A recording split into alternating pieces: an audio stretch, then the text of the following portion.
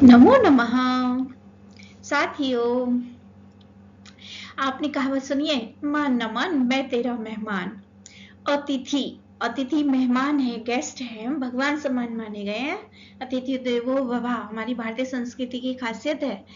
लेकिन जब अतिथि यानी बिना तिथि के बताए आ जाते हैं, बड़े बड़े महानगरों में, शहरों में लोग मेहमान बन के बिना बताए जब जाते हैं, बिना फोन करे, सूचना दिए, तो जो मेजबान है उसे बड़ी दिक्कतें सामना करनी पड़ती है।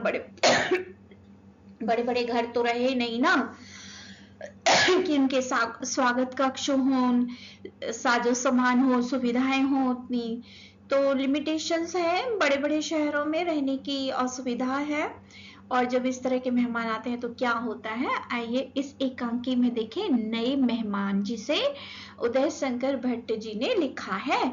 वीणावाणी चैनल देखते रहिए, यहाँ आपको एमसीक्यू, सीवीक्यूज, हॉट्स, आरटीसी के साथ साथ कॉमिक्स, माइंड मैप और सभी तरह के प्रश्नोत्तर, एनसीईआरटी सॉल्यूशन मिलते हैं।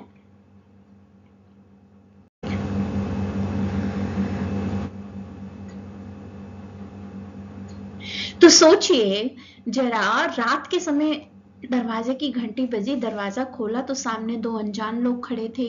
अब बच्चों, ये जो कहानी है इसको आगे बढ़ाओ, इसका अगला भाग क्या हो सकता है? जी, सही अनुमान चुनो। मान लो मैं बोर्ड पर लिखती हूँ कि नए मेहमान पाठ में मेहमानों का भव्य स्वागत होगा, मेहमानों के कारण कोई समस्या उत्पन्न होगी, मेहमान रास्ता पूछने आए होंगे, घर वाले उन्हें पहचानते नहीं होंगे। आप अपना उत्तर चुनिए और बताइए कौन सा सही है, कमेंट बॉक्स में लिखें। अतिथि देवो भव, क्या अतिथि सचमुच देवता होता है? अपना उत्तर कमेंट बॉक्स में बताइए मुझे। जी, क्या कभी आपके घर बिना बताए मेहमान आए हैं? अपना अनुभव साझा करिए। घर में क्या तैयारी करनी पड़ती है मेहमान आने से पहले, और उनके आने के बाद आपका अनुभव कैसा रहा? क्या कोई कठिनाई हुई आपको? क्या हुई बताइए। और मान लीजिए मैं कक्षा में 2 विद्यार्थियों को मेहमान बनाकर प्रवेश करवा रही हूँ, तो आपकी जिज्ञासा क्या कहेगी, प्रतिक्रिया क्या होगी? यदि आपके घर आए होते तो आप क्या सोचते? बताएं अपना उत्तर।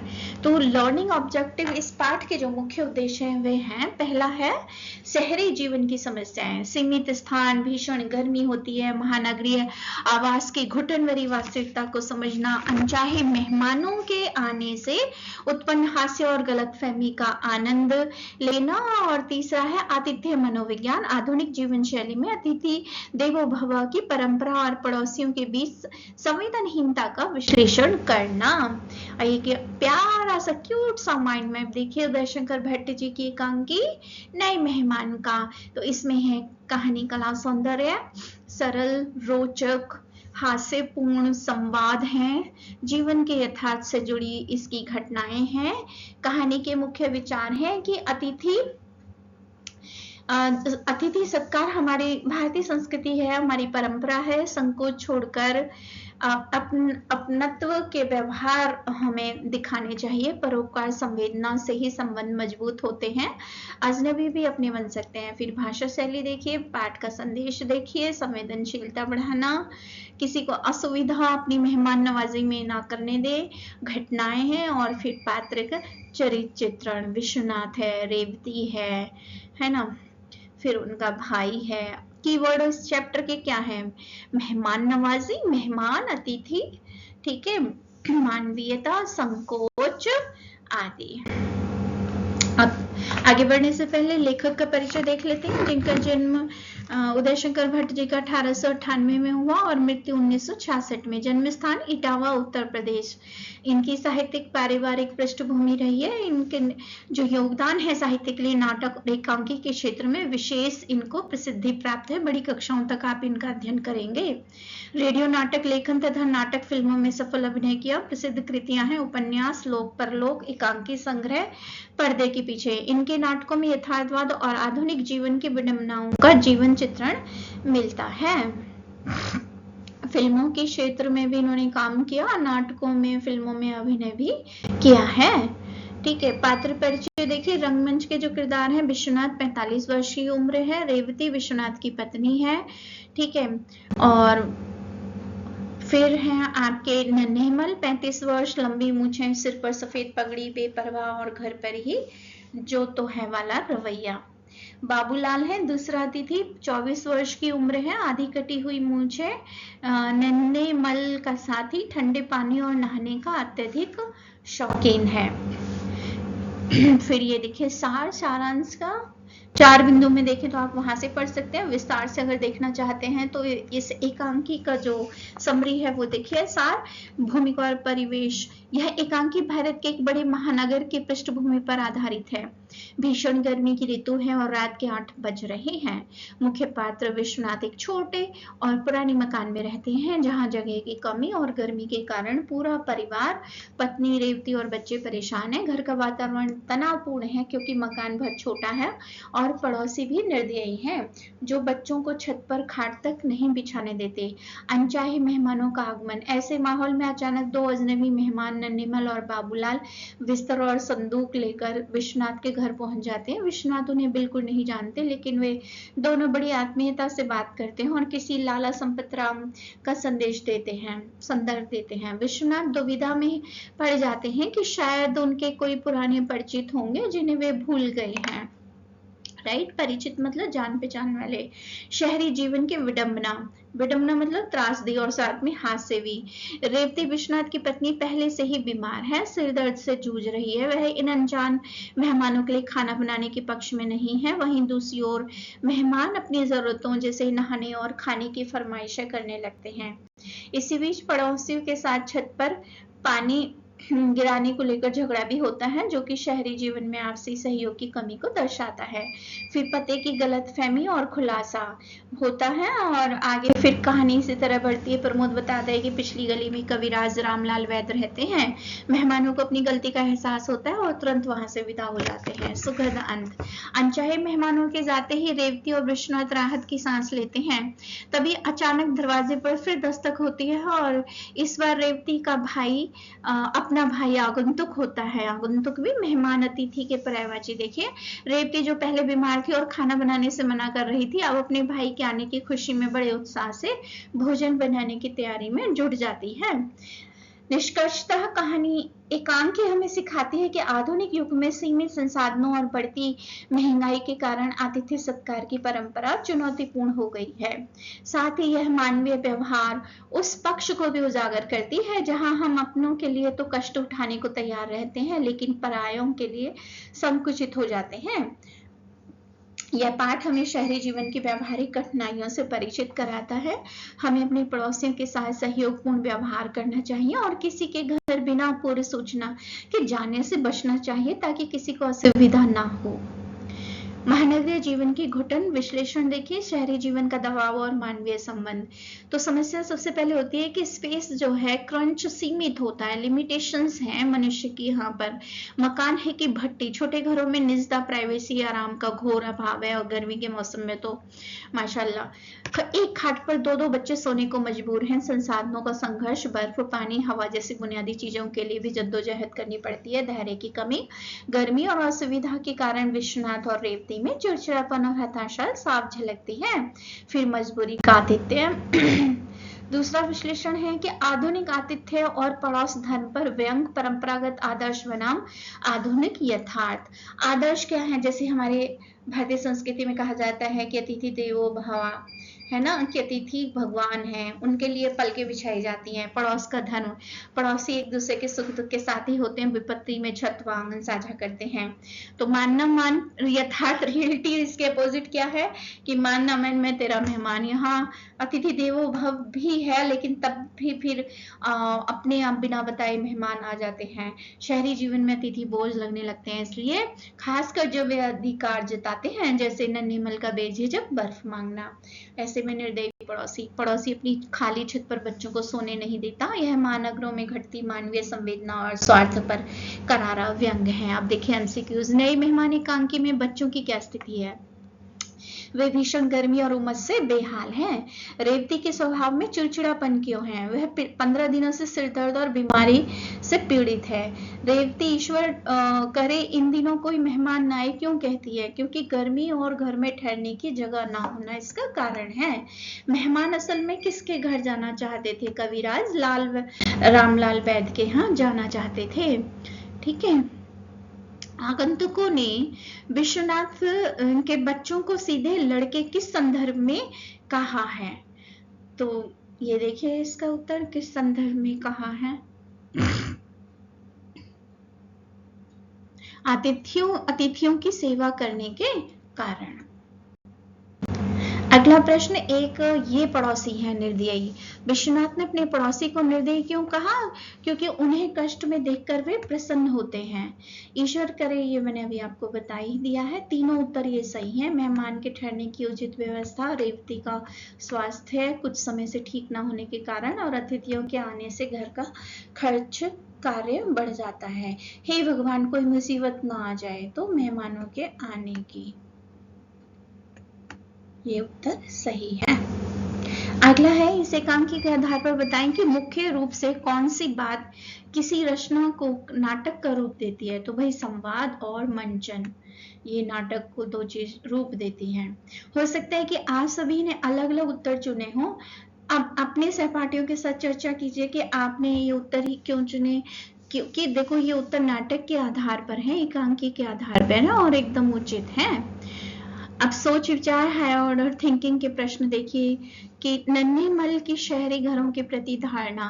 शहर में तो ऐसे ही मकान होते हैं, नन्हेमल ने ऐसा क्यों कहा? तो भाई ऐसा इसलिए कहा कि गांव के बड़े और खुले आंगनों की तुलना में शहर के घर बहुत तंग, छोटे डिब्बे जैसे होते हैं। नन्हेमल का यह कथन शहरी जीवन के इसी घुटन और संकुचित जगह को दर्शाता है। पड़ोसी की शिकायत का यथार्थ। क्या पड़ोसी का विश्वनाथ से पानी फैलाने की शिकायत करना पूरी तरह गलत था? पड़ोसी का रवैया कठोर और निर्दयी था, लेकिन उसकी शिकायत छत पर गंदा पानी फैलाना व्यवहारिक रूप से सही थी। यह घटना दिखाती है कि शहरों में थोड़ी सी जगह के लिए आपसी सहनशीलता कैसे खत्म हो जाती है। अब देखिए पंक्तियों पे चर्चा। पानी पीते पीते पेट फूला जा रहा है और प्यास की बुझने का नाम नहीं लेती। यह पंक्ति एकांकी के मुख्य पात्र विश्वनाथ द्वारा कही गई है। वह शहर की भीषण गर्मी से बेहाल है और लगातार पानी पी रहा है। वह बताता है कि उसने 4 गिलास पानी पी लिया, जिससे उसका पेट तो भारी महसूस हो रहा है, लेकिन गले की खुश्की और प्यास शांत नहीं हो रही। यह पंक्ति गर्मी की उस तीव्रता को दर्शाती है जहां शरीर का जल स्तर तेजी से घटता है और इंसान केवल पानी पीकर ही तृप्त होना चाहता है। सारे शहर में जैसे आग बरस रही हो। तो यहाँ लेखक ने अतिशयोक्ति के रूप में शहर के वातावरण का चित्रण किया है। जब गर्मी का पारा बहुत बढ़ जाता है और लू चलती है तो लू का एहसास आग की बारिश जैसा होने लगता है। यह पंक्ति गर्मी के प्रकोप की वह भयावह मतलब भयंकर स्थिति बताती है जहां घरों के अंदर और बाहर हर जगह तपिश, बढ़ता तापमान यानी कि गर्मी, जीवन ठहर सा जाता है। यह तो हमारा ही भाग्य है कि चने की तरह भाड़ में भुनते रहते हैं। तो यह पंक्ति विश्वनाथ की पत्नी रेवती द्वारा कही गई है। वह अपने छोटे और हवाहीन मकान की तुलना भाड़, वह भट्टी जहां चने भुने जाते हैं, से करती है। शहरी जीवन में मध्यम वर्गीय परिवारों की अक्सर संकरी गलियों के छोटे कमरों में रहना पड़ता है। वहाँ वेंटिलेशन की यानी कि हवा का आना जाने की कमी होती है। रेवती कहना चाहती है कि वे इस तपते हुए घर में चने की तरह झुलसने को मजबूर हैं, जो उनकी मजबूरी और गरीब जीवन की स्थितियों का कड़वा व्यंग है। अब जान में जान आई, सचमुच गर्मी में पानी ही तो जान है। तो यह पंक्ति मेहमान नन्हीमल द्वारा ठंडा पानी पीने के बाद कही गई है। जब इंसान प्यास से तड़प रहा हो तो उसे शीतल जल मिल जाए तो उसे नया जीवन मिलने जैसा एहसास होता है। जान में जान आना एक मुहावरा है जिसका अर्थ है कि संकट के बाद राहत महसूस होना। यह पंक्ति पानी के महत्व को भी प्रतिपादित करती है। भीषण गर्मी में पानी ही जीवन का आधार और सबसे बड़ी राहत है। तो ये पंक्तियां हमें सिखाती हैं कि लेखक किस तरह शब्दों के चुनाव से वातावरण को जीवंत बना देते हैं। रेवती का अपनी स्थिति की तुलना भाड़ में भुनते चने से करना शहरी गरीबी और आवास की समस्या का बहुत ही सटीक उदाहरण है। इन भावों को समझें और इनके माध्यम से अपनी भाषा शैली को प्रभावशाली बनाएं। अब देखिए, मैच द फॉलोइंग। लाखों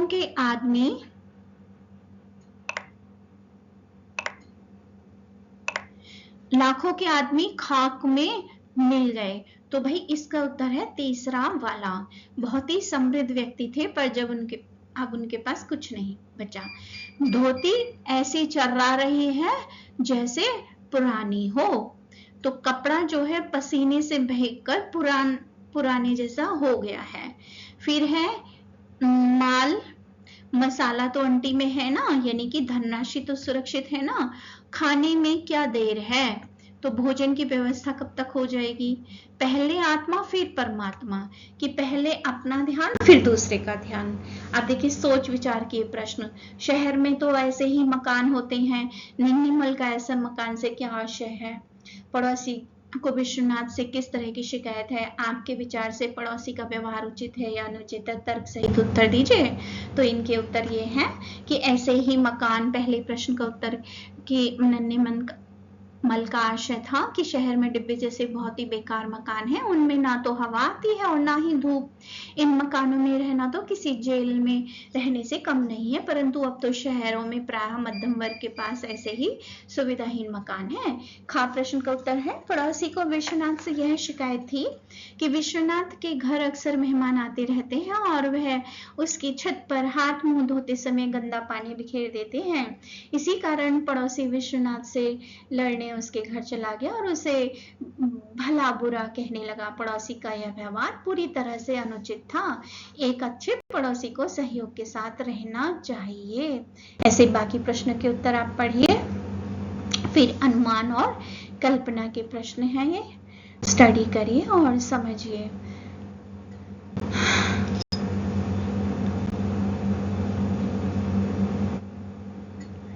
आगे कुछ वाक्य दिए हैं एकांकी के बारे में। जो वाक्य आपको सही लग रहे हैं उनके सामने हाँ लिखिए, जो वाक्य सही नहीं लग रहे उनके सामने नहीं लिखिए। तो नए मेहमान एकांकी में पूरी कहानी एक ही स्थान घर में घटित होती दिखाई गई है। हाँ। एकांकी में पात्रों की संख्या बहुत अधिक है। नहीं। एकांकी में एक कहानी छिपी है। हाँ। एकांकी और कहानी में कोई अंतर नहीं है। भाई अंतर है, कहानी में कम संवाद होते हैं और एकांकी में संवाद होते हैं।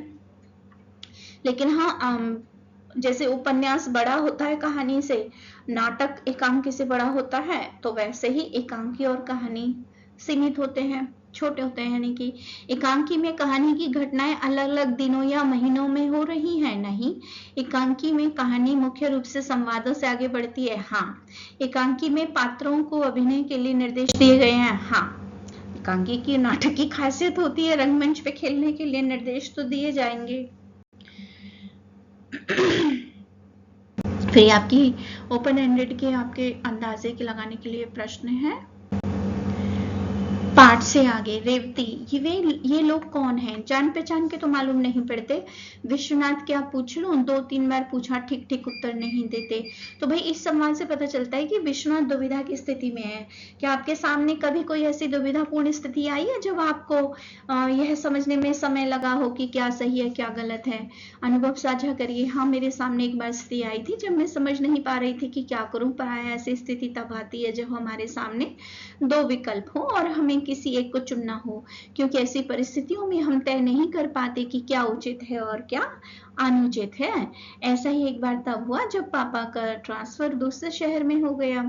उस समय माँ और छोटी बहन पापा के साथ दूसरे शहर में जाने को तैयार थे, परंतु मैं नहीं समझ पा रही थी कि अपना स्कूल छोड़ूं या नहीं, क्योंकि स्कूल में और मेरे पड़ोस में बहुत सारे जान पहचान वाले मित्र थे। तब पापा ने सुझाव दिया कि मैं पास ही में रहने वाली कंपनी अपनी मौसी के घर रुककर पढ़ाई कर लूं। पहले तो मुझे उचित लगा, परंतु अगले ही पल माँ बाप की याद सताने लगी।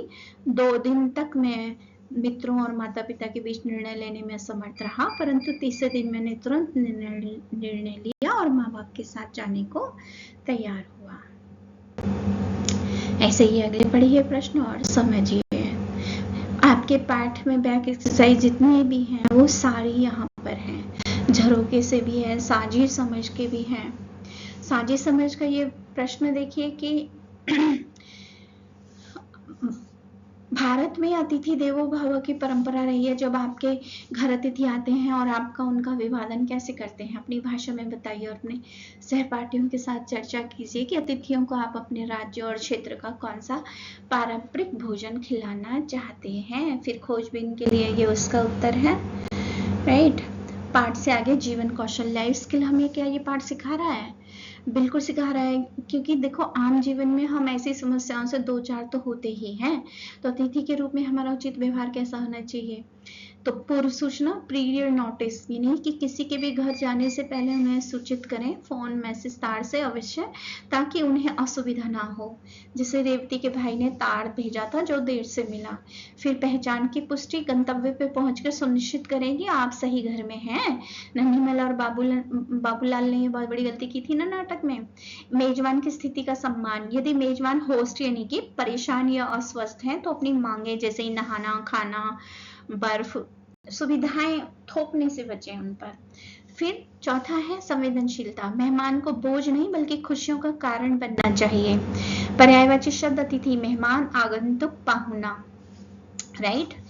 और फिर उसके बाद देखिए जल, पानी, नीर, वारी, घर, गृह, सदन, आवास। इसके अलावा और भी दिए गए हैं, आप इन्हें पढ़िए। विलोम शब्द हैं जैसे गर्मी, सर्दी, निर्दयी, दयालु, साधारण, असाधारण, अनजान, परिचित, कष्ट, सुख, बीमार, स्वस्थ, मूर्ख, बुद्धिमान। शब्दावली है ये। मुहावरे, रात दिन एक करना यानी कि कड़ी मेहनत करना, खाक में मिलना, बर्बाद हो जाना, जैसे संपत राम जी का लाखों का कारोबार देखते ही देखते खाक में मिल गया। जान में जान आना, भीषण गर्मी में बर्फ का ठंडा पानी पीकर बाबूलाल की जान में जान आ गई, मतलब संकट से बच गए। ये इसी तरह से इस पाठ में बहुत सारे मुहावरे आए हैं, आप इन्हें पढ़ सकते हैं और समझ सकते हैं। ये आपके लिए मैं एक चित्रात्मक कॉमिक्स लेकर आई हूँ, आप इसका अध्ययन करें और एक कॉमिक्स इस पाठ के आधार पर आप खुद भी बनाइए, या इसी विषय से मिलता जुलता कोई और विषय अपनी मनपसंद का लेकर उस पर आप कॉमिक्स बनाइए 2 पेज की। तो देखिए कोर मैसेज क्या है इस एकांकी का? केंद्रीय संदेश है परंपरा और यथार्थ का संतुलन। अतिथि देवो भव बनाम आधुनिक यथार्थ, यथार्थ मतलब आज की सच्चाई, आधुनिक यथार्थ। परंपरा का सम्मान, अतिथि देवो भव भारतीय संस्कृति का मूल है। विश्वनाथ खुद परेशान होने के बावजूद मेहमानों को पानी पिलाता है और सम्मान देता है। दूसरी तरफ यथार्थ की समझ, सच्चाई, हकीकत जानना। आज के समय में महंगाई, छोटे आवास और भागदौड़ भरी जिंदगी में आतिथ्य के मायने बदल गए हैं। सहानुभूति, एम्पैथी, यह एकांकी हमें सिखाती है कि मेजबान और मेहमान दोनों को एक दूसरे की परिस्थितियों, सिचुएशंस को समझना चाहिए। पूर्णतः संवेदनशील हमें उनके प्रति होना चाहिए परिस्थितियों के। निष्कर्ष क्या निकला? भारतीय सत्कार और आधुनिक यथार्थ। धन्यवाद। आतिथ्य सत्कार भारतीय संस्कृति की धरोहर है, परंतु आधुनिक जीवन में यह आपसी समझ और संवेदनशीलता की मांग किस प्रकार करता है, इस विचार के साथ आपको छोड़ रही हूँ। वीणामणि चैनल पर एनसीईआरटी सॉल्यूशन, व्याख्या, विश्लेषण, पर्यायवाची, विलोम, सीबीक्यूज, एमसीक्यूज, हॉट्स और आरटीसी के लिए बने रहिए। सब्सक्राइब करें और लाइक, शेयर, कमेंट करना ना भूलें। ठीक है, शुभ दिवस, धन्यवाद। अतिथि देवो भव, किंतु अपना पता ठीक से कंफर्म कर लें।